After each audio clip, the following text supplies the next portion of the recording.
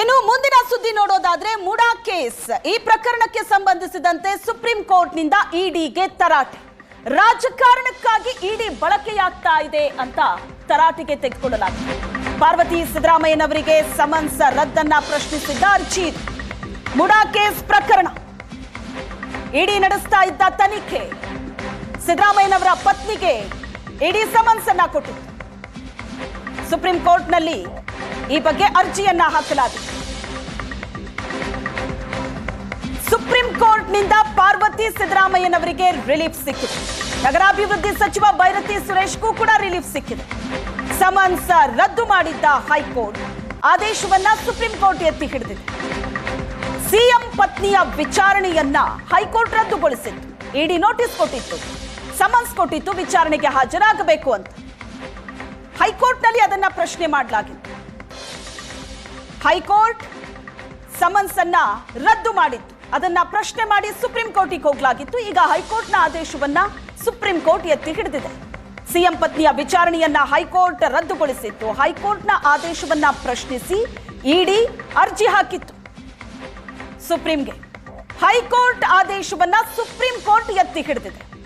ನಿಮ್ಮನ್ನ ಯಾಕೆ ರಾಜಕೀಯವಾಗಿ ಬಳಸಿಕೊಳ್ಳಲಾಗ್ತಾ ಇದೆ? ನಿಮ್ಮ ವಿರುದ್ಧ ನಾವು ಕಠಿಣ ಶಬ್ದಗಳನ್ನ ಬಳಸಬೇಕಾಗತ್ತೆ.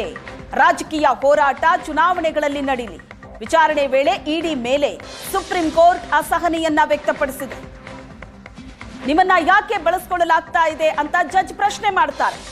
ಸುಪ್ರೀಂ ಕೋರ್ಟ್ನ ದ್ವಿಸದಸ್ಯ ಪೀಠದಲ್ಲಿ ನಡೆದಂತ ವಿಚಾರಣೆ ಇದು. ಮುಡಾ ಕೇಸ್ನ ತನಿಖೆಗಾಗಿ ಇಡಿ ಸಿದ್ದರಾಮಯ್ಯನವರ ಪತ್ನಿಗೆ ಸಮನ್ಸ್ ಅನ್ನ ಕೊಟ್ಟಿತ್ತು. ವಿಚಾರಣೆಗೆ ಹಾಜರಾಗಬೇಕು ಅಂತ ಅದನ್ನ ಹೈಕೋರ್ಟ್ನಲ್ಲಿ ಪ್ರಶ್ನೆ ಮಾಡಲಾಗಿತ್ತು. ಹೈಕೋರ್ಟ್ ಅರ್ಜಿಯನ್ನ ಸಮನ್ಸ್ ಅನ್ನ ರದ್ದುಗೊಳಿಸಿತ್ತು. ಇಡಿ ಅದಾದ ಮೇಲೆ ಸುಪ್ರೀಂನಲ್ಲಿ ಪ್ರಶ್ನೆ ಮಾಡುತ್ತೆ. ಈಗ ಸುಪ್ರೀಂ ಕೋರ್ಟ್ ಹೈಕೋರ್ಟಿನ ತೀರ್ಪನ್ನ ಎತ್ತಿ ಹಿಡಿದಿದೆ. ಸುಪ್ರೀಂ ಕೋರ್ಟ್ನ ಆದೇಶದಿಂದ ಸಿಎಂ ಸಿದ್ದರಾಮಯ್ಯನವರಿಗೆ ಬಿಗ್ ರಿಲೀಫ್ ಸಿಕ್ಕಿದೆ.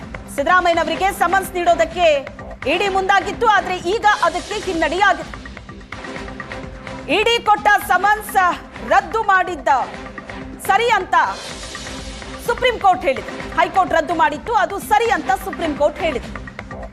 ಕೇಂದ್ರ ಸರ್ಕಾರಕ್ಕೆ ಸುಪ್ರೀಂ ಕೋರ್ಟ್ ಕಪಾಳ ಮೋಕ್ಷ ಮಾಡಿದೆ, ತಪರಾಕಿ ಕೊಟ್ಟಿದೆ. ಇಡಿ ದುರ್ಬಳಕೆ ಮಾಡಿ ನನ್ನ ಮತ್ತು ನನ್ನ ಪತ್ನಿ ಮೇಲೆ ಸುಳ್ಳು ಕೇಸ್ ದಾಖಲು ಮಾಡಲಾಗಿದೆ. ಸುಪ್ರೀಂ ಕೋರ್ಟ್ ಆದೇಶದ ಬೆನ್ನಿಗೆ ಸಿದ್ದರಾಮಯ್ಯನವರು ಟ್ವೀಟ್ ಮಾಡಿದ್ದಾರೆ. 11 ವರ್ಷಗಳಿಂದ ಕೇಂದ್ರ ಸರ್ಕಾರ ರಾಜಕೀಯ ದ್ವೇಷ ಮಾಡ್ತಾ ಇದೆ. ತನಿಖಾ ಸಂಸ್ಥೆಗಳನ್ನ ಬಳಸಿ ರಾಜಕೀಯ ದ್ವೇಷ ಮಾಡ್ತಾ ಇದೆ. ಮೋದಿ, ಅಮಿತ್ ಶಾ ತನಿಖಾ ಸಂಸ್ಥೆಗಳ ದುರ್ಬಳಕೆ ನಿಲ್ಲಿಸಲಿ ಅಂತ ಸಿದ್ದರಾಮಯ್ಯನವರು ಹೇಳಿದ್ದಾರೆ. ಒಂದ್ ಕಡೆ ಇಡಿಗೂ ಕೂಡ ಹಿನ್ನಡೆ ಆಗಿದೆ. ಸಿದ್ದರಾಮಯ್ಯನವರ ಪತ್ನಿಗೆ ಸಮನ್ಸ್ ಕೊಟ್ಟಿದ್ದು ವಿಚಾರಣೆಗೆ ಹಾಜರಾಗಬೇಕು ಅಂತ. ಅದಕ್ಕೆ ಹೈಕೋರ್ಟ್ ತಡೆ ಕೊಟ್ಟಿತ್ತು. ಸಿದ್ದರಾಮಯ್ಯನವರಿಗೆ ಸಮನ್ಸ್ ಕೊಡೋದಕ್ಕೆ ಮುಂದಾಗಿದ್ದ ಇಡಿಗೆ ಇದು ಭಾರಿ ಹಿನ್ನಡೆ. ಅದರ ಬೆನ್ನಲ್ಲೇ ಸಿದ್ದರಾಮಯ್ಯನವರು ಟ್ವೀಟ್ ಮಾಡಿದ್ದಾರೆ. ಸುಪ್ರೀಂ ಕೋರ್ಟ್ ಆದೇಶದ ಬೆನ್ನಿಗೆ ಸಿದ್ದರಾಮಯ್ಯನವರು ಮಾಡಿದಂತ ಟ್ವೀಟ್. 11 ವರ್ಷಗಳಿಂದ ಕೇಂದ್ರ ಸರ್ಕಾರ ರಾಜಕೀಯ ದ್ವೇಷ ಕಾರ್ತಾ ಇದೆ. ತನಿಖಾ ಸಂಸ್ಥೆಗಳನ್ನ ಬಳಸಿಕೊಂಡು ರಾಜಕೀಯ ದ್ವೇಷ ಮಾಡ್ತಾ ಇದೆ ಅಂತ ಸಿದ್ದರಾಮಯ್ಯನವರು ಹೇಳಿದ್ದಾರೆ. ಇಡಿ ದುರ್ಬಳಕೆ ಮಾಡಿ ನನ್ನ ಮತ್ತು ನನ್ನ ಪತ್ನಿ ಮೇಲೆ ಸುಳ್ಳು ಕೇಸ್ ಹಾಕಿದ್ದಾರೆ. ಮೋದಿ, ಅಮಿತ್ ಶಾ ತನಿಖಾ ಸಂಸ್ಥೆಗಳ ದುರ್ಬಳಕೆಯನ್ನ ನಿಲ್ಲಿಸಲಿ ಅಂತ ಸಿದ್ದರಾಮಯ್ಯನವರು ಹೇಳಿದ್ದಾರೆ. ಮುಡಾ ಪ್ರಕರಣ ಈಗಾಗಲೇ ಸರ್ಕಾರಕ್ಕೆ, ಸಿದ್ದರಾಮಯ್ಯನವರಿಗೆ ಸಾಕಷ್ಟು ಸಂಕಷ್ಟವನ್ನ ತಂದಿಟ್ಟ ಪ್ರಕರಣ ಇದು. ಒಂದ್ ಕಡೆ ಕ್ಲೀನ್ ಚಿಟ್ ಸಿಕ್ತು ಅಂತ ಸಮಾಧಾನಗೊಳ್ಳುವಷ್ಟರಲ್ಲೇ ಇಡಿ ತನಿಖೆಯನ್ನ ಕೈಗೆತ್ತಿಕೊಳ್ಳುತ್ತೆ. ಇಡಿ ಭೀತಿ ಶುರುವಾಗುತ್ತೆ ಸಿದ್ದರಾಮಯ್ಯನವರಿಗೆ. ಮೊದಲನೇದಾಗಿ ಸಿದ್ದರಾಮಯ್ಯನವರ ಪತ್ನಿ ಪಾರ್ವತಿ ಅವರಿಗೆ ಇಡಿ ಸಮನ್ಸ್ ಕೊಟ್ಟಿದ್ದು ವಿಚಾರಣೆಗೆ ಹಾಜರಾಗಬೇಕು ಅಂತ. ಜೊತೆಗೆ ಬೈರತಿ ಸುರೇಶ್ಗೂ ಕೂಡ ಸಮನ್ಸ್ ಹೋಗಿತ್ತು. ಅದನ್ನ ಹೈಕೋರ್ಟ್ನಲ್ಲಿ ಪ್ರಶ್ನೆ ಮಾಡಿದಾಗ ಸಮನ್ಸ್ ರದ್ದಾಗಿತ್ತು. ಇಡಿ ಸುಪ್ರೀಂನಲ್ಲಿ ಪ್ರಶ್ನೆ ಮಾಡುತ್ತೆ. ಈಗ ಇಡಿಗೆ ಹಿನ್ನಡೆಯಾಗಿದೆ.